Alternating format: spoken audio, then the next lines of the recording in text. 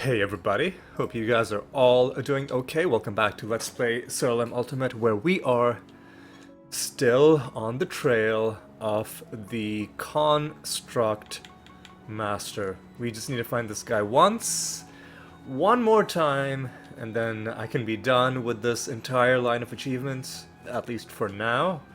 Um, it's possible that more masters will be added later on.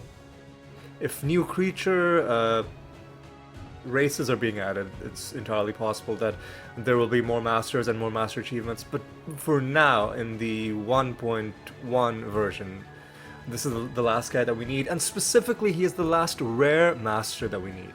So one reason I want to get him done before the update. Again, I might be wrong about this, but it's better to err on the side of caution when it comes to what might make RNG better or worse. Is that let's get him done while we know roughly how rare masters are spawning, and not risk something happening in a game update that makes it harder. It's possible that it stays the same after the update. It's possible that it becomes easier after the update, but you know, that old saying, better the devil that you know. So let's, while we still know the lay of the land, let's just try and get this done. That's my thinking. Now, we've been trying for a while, it hasn't happened. We got every other master done. The last rare master we got that we needed for an achievement was the God Spawn Master. And now then the God Spawn Master was done. Now only the Construct Master is left. And there's nothing left to do except to just go ahead and do it. Let me take a look at my Rune of Prophecies. I'm waiting for an experiment mission to get done. Okay, maybe I'll wait for the 2 Nether Realms. I'm not gonna distract myself with the Rune of Prophecies stuff. Having said that, let's just take a quick look at how the Rune of Prophecies is progressing. I haven't had it at end for a while, but I also haven't checked it for a while. We are at almost 2,400 lines, and we are at 335 runes, which means we are past the 1/3 mark for the number of runes added in, and almost at the 48% mark in terms of lines completed. So that's pretty good. It's pretty good. So without further ado, I think it's time for me to put things on pause while I jump through these realms as quickly as I can, and I will show you any highlights that we find along the way. Alright, I will see you in a bit. Alright, time for our first false god fight. It's gonna be Lloyd Prime, and we have a native realm item bonus of 392. Annoyingly, a 25% chance to resist damage. A lot of irritating fights in this realm against regular enemies, and also the last fight was against protected enemies. So that took a frustratingly long time. And this boss fight might not be much better. We've got a decent bonus, but one of the modifiers is a wait, I thought I took the... Okay, no, I didn't. I thought about taking it, but I didn't. The modifier where the false god has a 40% chance to avoid damage, because there was another, I think, a 50% one that I took instead. But had I taken that, this fight could have been pretty rough. It might still be pretty bad, because... I stand corrected. I was gonna say it might still be pretty bad because we are also debuffed at the start of combat, but luckily the debuffs didn't hurt us that badly. And in the end, Lloyd Prime didn't pose much of a threat. But let's take our anointment and then let's move on. Should we... Minions gaining stacks, is that a thing we want? Ridelings, is that a thing we want? You know what, let's take Famine. Let's try and see if we can get all of the horsemen anointments collected. Just complete the set. So let's take Famine's Thirst, and our Heaping Treasure gives us a trait Netherstone, alright? Let's take a quick look at what this Netherstone is doing for us.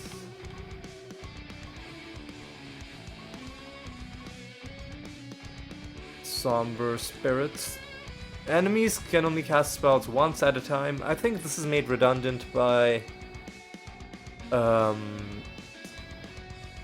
the Singleton Windrunner anointment, but it's still nice to have, like, especially as something that's in trait form and doesn't take up an anointment slot. Of course, the downside is that it only applies to spells and not attacks. So I think we're gonna keep our anointment setup the way it is, and I'm gonna head back off. Actually, you know what? Let's head home, hand in this Rune of Prophecies. Yeah, okay, fine, I'll kill a dumpling.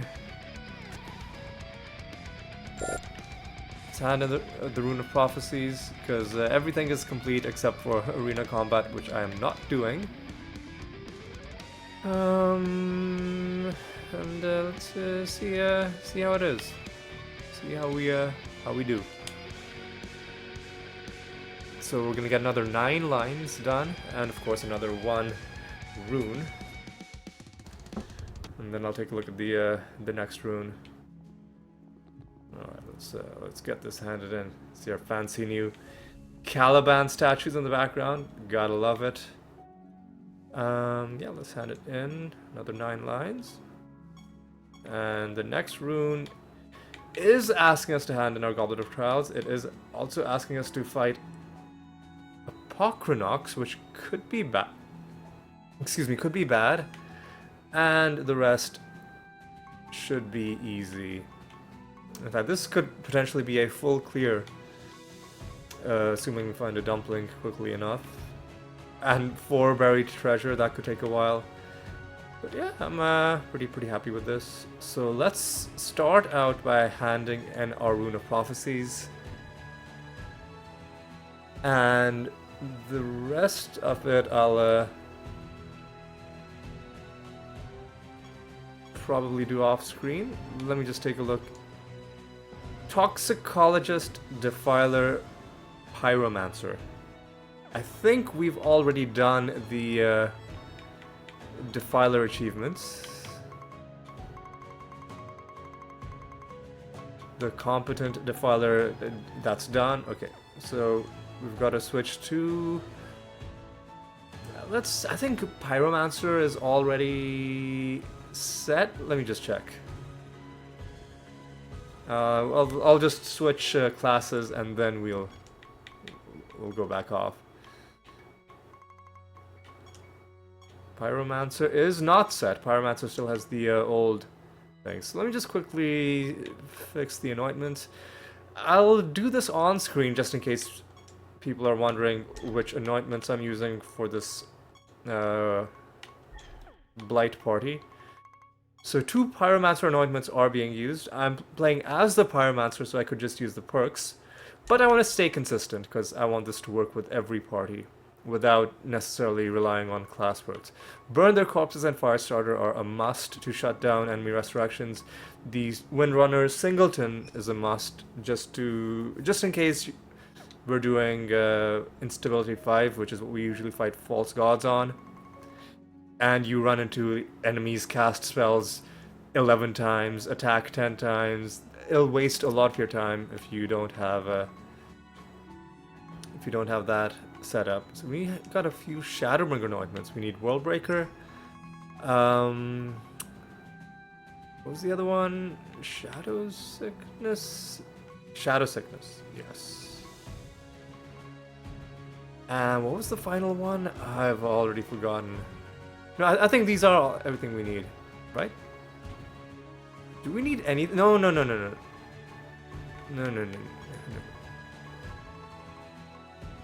We already have another way to blight them. That's why we brought Frighten in. The last thing we need is the Blood Mage Voracity. Yeah, there we go. that's the anointments we need. And now we've got to switch to our creature. Swap to Blight Mark 2. And finally, let me set a bounty against... We don't have to kill any specific false gods, we can just go against whoever. We killed Lloyd Prime most recently. I'll set a bounty against... I don't know, let's go back and do a Caliban again. Why not? And then I think it's time to go off. So let me just do a bit of... let me hand in this. Keyforge, start new Keyforge, and now I'm gonna go back off and I'll be back to show you the next highlight in just a few moments. Okay, we're about to take on Caliban the Unredeemed with the native realm bonus of 454. Importantly, there's 245% extra defense in this realm, which made for some pretty annoying combat because some enemies just had too much defense for fermented hops. I'm hoping that the boss isn't gonna be a problem, but it might be. Oh, I didn't show you what runes I got for the boss. It looks like it's gonna be fine. So, multiple times I was offered the 10% damage cap. I didn't take it because this fight would have been completely just insufferable had we done that. We would literally still only be halfway through phase 1 of the fight by now, because we would only be able to do like 10% damage at a time. Oh, and also he gets an extra resurrection on top of the 3 that he has, because the realm gives him 1 extra resurrection. So the fight would have been... Excuse me? Why are my mimics... Something broke us out of our infinite mimic loop, and that prolonged the end of the combat a little bit. Oh yeah, we should collect our anointment. I'm glad the game doesn't just let you leave anointments without picking them up, because that would suck. Let's see if we can maybe find a good one. Let's just go with some of these minion anointments. Let's go with Chaos Satyrs, because that sounds like a pretty badass name for a minion. Heaping Treasure gives us less reputation than I was expecting, but maybe the reputation is based not on the realm bonus, but just the extra bonus you get from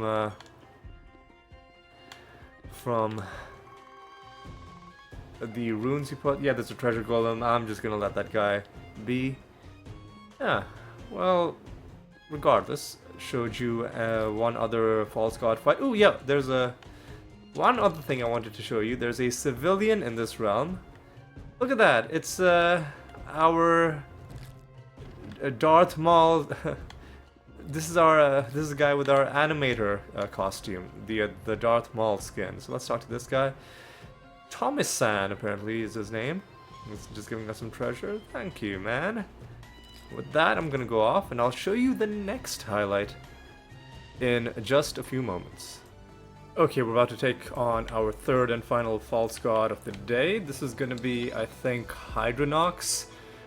I should have shown you the, well, the realm bonus is about 360 something, and against Hydronox I gave him the 10% damage cap and a 40% chance to avoid damage, which could be pretty bad. You know what I'm gonna do? I'm gonna quickly do a greater dispel, just to make sure nothing goes wrong here.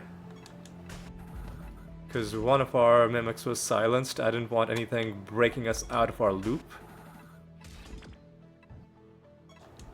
But now I think we got this in hand. It's just gonna be a little bit annoying because we also don't have any extra attacks or casts, courtesy of these realm properties, which means instead of casting Fermented Hops twice, we're just doing it once. But regardless, this guy is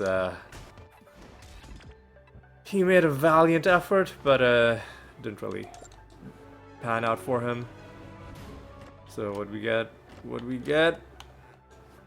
Let's take our anointment and run, because I'm I am done. Not a single rare master showed up in all of the stat gains could be fun. You know what? Yeah, this could be a way to scale attack, especially if you can use Wormhole to stay at the top of the timeline. Let's go Summer Solstice. Fun little anointment potentially. And let me just quickly screenshot this pretty useless nether stone. And another 6,000 reputation. Ooh, also, because I had a feeling it would end this way, I saved the Rune of Prophecies to hand in at the end of the episode, just so it could feel like we did something. So we have a fully completed Rune of Prophecies ready to hand in. We'll hand that in, and that'll be how we close off this episode. So a pretty disappointing one. But first, let's just take a look at this. What a beautiful sight it is indeed when you have a fully completed Rune of Prophecies. I still think the game should give you a little bit extra rather than just the the bonuses you get for completing those lines. It should be like every Rune of Prophecies that's fully completed counts as double the amount of lines, or counts as two runes or something, to get you to those achievements a little bit quicker. Anyway, we get 80 grand. Piety, sure. What's the next one asking us to do? Arena combat is not gonna happen, but the rest of it seems reasonable. I'll do the gambling off screen. And we don't need to hand in our Goblet of Trials, so I'll just leave it like that. Let's set a bounty against, I don't know, somebody like, how about Lost Construct? No, let's do the Ancestor. Haven't fought this guy in a while. Let's go for it. All right. So what was accomplished this episode? Very little. Nothing that we actually wanted was done. We did get one Pyromancer achievement while I was running around as the Pyromancer, and I think maybe a Druid achievement, but that's pretty slim pickings. In terms of accomplishments, we did make tiny bits of progress. Let's see how we're doing for... we're nearly at 70,000 defense. Alright, so when that is done, we can take Guardian Force out of our Mimic spell rotation and put something more useful. Like, I don't know, Greater Dispel, maybe. I'll think about that. That was one thing that was done. Oh yeah, let's take a look at our how are we doing for this? We have collected 320 anointments. We are at 2,420 lines for Prophetic Lineman, and we are at 337 Runes of Prophecy handed in. So again, tiny bits of progress towards that, but you get there one step at a time, one step at a time. But yeah, that's gonna wrap up this episode. Again, this is gonna continue. Either I'm gonna keep doing this either until I find the Construct Master, or until the patch comes out. One way. Either the game's gonna blink, or either the patch comes out, or this doesn't stop until the patch comes out, is the more coherent way to phrase that.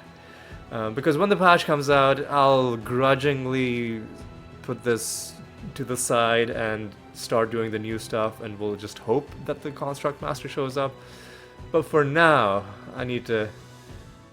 Like, this guy, he's haunting my dreams. I'm having dreams where I'm playing Siralim and I find the Construct Master, and then I wake up, and they're like very vivid, realistic dreams too, which makes it extra painful when you wake up and you realize it's not actually real life.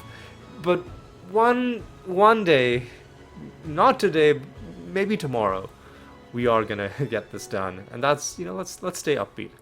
Let's stay optimistic. And on that upbeat, optimistic note, I'm gonna say thank you so much for watching. Hope you had a good time. I hope you'll join me for the next installation of Let's Hunt the Construct Master, and until then, take care.